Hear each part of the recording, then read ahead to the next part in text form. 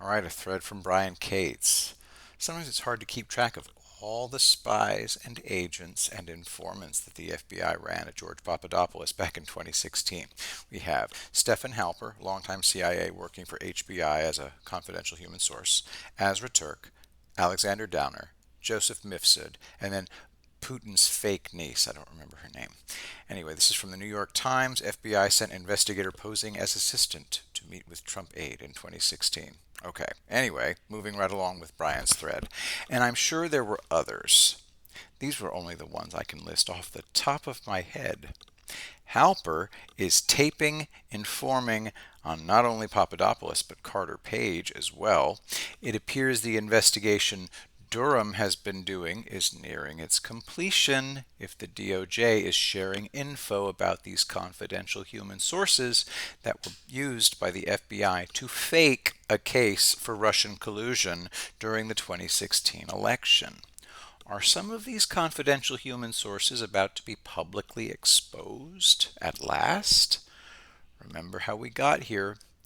Mueller proved there was no evidence for Russian collusion with the Trump campaign in 2016. Horowitz was tasked with discovering how, if there was no evidence, was Crossfire Hurricane started and spy warrants sworn out on Carter Page.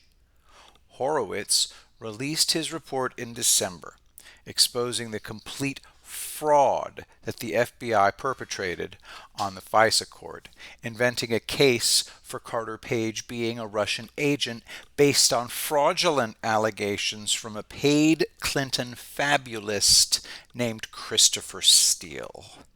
Durham has been investigating for over a year now.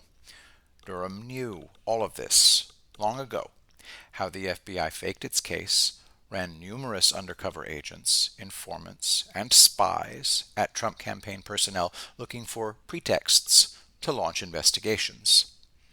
Horowitz released another highly damaging report just a week and a half ago that revealed that in 29 cases his office reviewed, every single FISA warrant was granted when the Woods verification procedures were not followed, exactly as in the Carter Page case.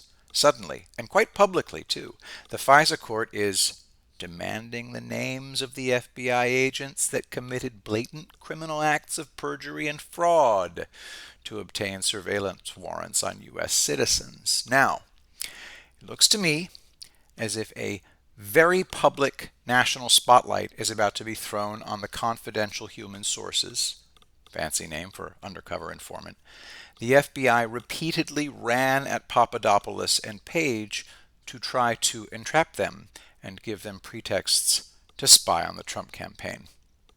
We already know, thanks to reporting by Sarah Carter, that Durham and his investigative team are digging into the generous contracts that were awarded to longtime CIA operative and FBI confidential human source Stephen Halper out of the Department of Defense's Office of Net Assessment. This current virus crisis has slowed down some of these developments in this ongoing scandal, which is only the biggest political scandal in U.S. history, dwarfing Watergate by a factor of about 1,000. But it hasn't stopped anything.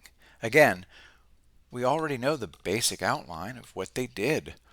All we're waiting for at this point is for Durham to surface with the direct evidence to prove the case and make the indictments.